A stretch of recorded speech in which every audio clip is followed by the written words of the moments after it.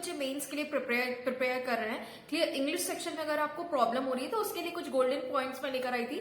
सबसे पहली बात गाइस देखो, आप मेरे सेशन देख रहे हो, आपको एक आइडिया मिल रहा है, राइट। तो अगर जिनका भी प्री क्वालिफाई हुआ है, चाहे वो एसबीआई का हो चाहे वो आईबीपीएस का हो गाइस, तो जो बच्चे मेंस के लिए तैयारी कर रहे हैं तो उनके लिए इंपॉर्टेंट चीज ये है कि आप लोग देखो मेरे सेशंस देख रहे हो, सेशन से आपको एक आइडिया मिलता है, क्लियर। लेकिन करना आपको एग्जाम में खुद से ही होता है। तो एक इंटेंशन ये मेकअप करके चलो, देखो मेंस में पूरा रीडिंग बेस्ड आता है। मैं 1000 बार आप लोगों को ये बोल चुकी हूँ गाइस कि देखो रीडिंग पे ध्यान दो, क्लियर। रीडिंग एंड वोकैब ही मेंस में आपका बेड़ा पार कराएगा इंग्लिश में, अगर मैं अपनी कॉमन लैंग्वेज में बात करूं तो गाइस देखो 1 लाइनर 2 लाइनर में प्रॉब्लम नहीं है, वहां से आप स्कोर खींच लोगे अपना, लेकिन आप आरसी से नहीं बच पाओगे। देखो आरसी रीडिंग कॉम्प्रिहेंशन 20 मार्क्स का आता ही आता है, मेंस में 40 मार्क्स की इंग्लिश आती है।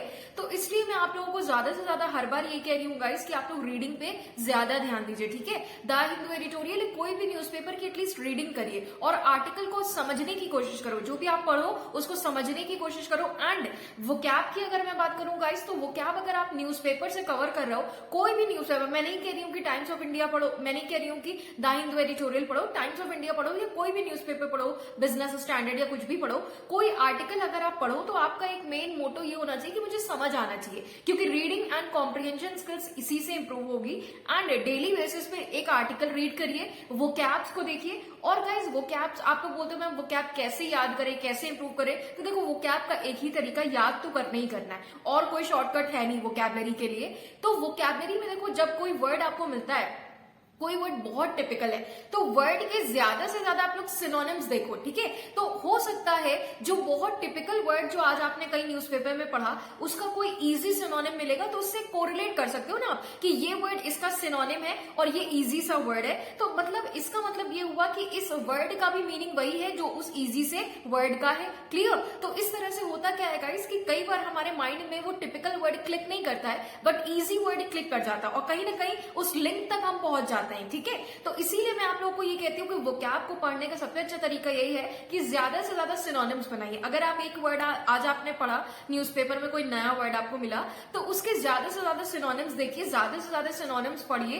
कम से कम 15 to 20 सिनोनिम्स आपको पता होने चाहिए उस वर्ड के, क्लियर, जिससे कि आपकी रीच बढ़ेगी, आपका वर्ड यूजेज इंप्रूव होगा। कहां पे किस वर्ड को किस कॉन्टेक्स्ट में यूज करते हैं ये भी आप उससे सीखोगे जब आपको एक वर्ड्स के कई सारे सिनोनिम्स पता होंगे। तो क्लियर गाइस, तो मेंस के लिए देखो यही 2 बातें इंपॉर्टेंट है, और यही 2 बातें अगर मेरी आप मान के चलोगे तो बिल्कुल आपके 30 प्लस मेंस में आराम से इंग्लिश में आएंगे। एक तो रीडिंग पे फोकस कर लो और दूसरी चीज वोकैब पे ध्यान दो, ठीक है। 1 लाइनर 2 लाइनर क्वेश्चंस बाकी जो मैं सेशंस में कराती हूँ वो देखो आप लोग, उसके अलावा खुद से प्रैक्टिस करो। जिस टॉपिक में आपको लगता है कि ये टॉपिक मेरा वीक है, तो गाइडली का बंडल पीडीएफ गाइस आप लोगों का जो इंग्लिश के लिए लॉन्च हुआ है वो बिल्कुल बेस्ट है। वहां से इंडिविजुअल टॉपिक वाइज भी आपको पीडीएफ फॉर्म में क्वेश्चंस मिल रहे हैं। तो आपका सपोज पैराजंबल स्पीक है, या फिर आपको वर्ड स्वैपिंग में प्रॉब्लम होती है, या फिर fill in the blanks question में प्रॉब्लम होती है, तो वहां से वो सेक्शन के कई सारे क्वेश्चंस को प्रैक्टिस करो। करीब 50-60 क्वेश्चंस आप प्रैक्टिस करोगे तो खुद ब खुद आपकी उसमें एक्यूरेसी आने लगेगी, क्लियर है।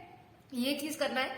इसके साथ साथ रीडिंग कॉम्प्रिहेंशन के लिए फिर वही बात आ जाती है कि रीडिंग पे ध्यान दो। जब चीजें आप समझोगे तो रीडिंग कॉम्प्रिहेंशन आपके लिए इजी हो जाएगा। बाकी कोई ऐसा टीचर नहीं है जो आपको रीडिंग कॉम्प्रिहेंशन में बता दे कि आपको घोल के पी लो और आपको रीडिंग कॉम्प्रिहेंशन आ जाएगा, ऐसा नहीं है, क्लियर। तो रीडिंग कॉम्प्रिहेंशन आपको करना खुद से है। भले जितने टीचर्स हैं लैंग्वेज के वो आपको एक स्ट्रैटेजी देखो बताते हैं। मैं डेली आपको 5 PM सेशन ले रही हूँ आपका मेंस का, तो मैं बता रही हूँ कि हाँ इस तरह से करना होता है। उस स्ट्रैटेजी को आपको अपने ऊपर भी अप्लाई करना है। जब आप सॉल्व करने बैठो खुद से, घर पे आप सॉल्व करने बैठो क्वेश्चंस को, तो उसी स्ट्रैटेजी को अप्लाई करो जो मैं सेशन में आपको बताती हूँ। जैसे मैं आप लोगों को एरर स्पॉटिंग कराती हूँ, तो उसी स्ट्रैटेजी से एरर स्पॉटिंग करो। जब आप खुद से भी सॉल्व करने बैठो तो उसी स्ट्रैटेजी से करो जो जैसा कि मैं आप लोगों को बताती हूँ। उसी तरह से वर्ड स्वैपिंग करो जैसे कि मैं आप लोगों को सेशन में बताती हूँ। तो देखो फॉलो वही चीजें करना है। स्ट्रैटेजी आप देखो कि सेशन में मैं किस तरह से स्ट्रैटेजी बता रही हूँ, बाकी जब उसको आप खुद पे अप्लाई करोगे ना तो और बेटर तरीके से आप इंप्रूव करोगे।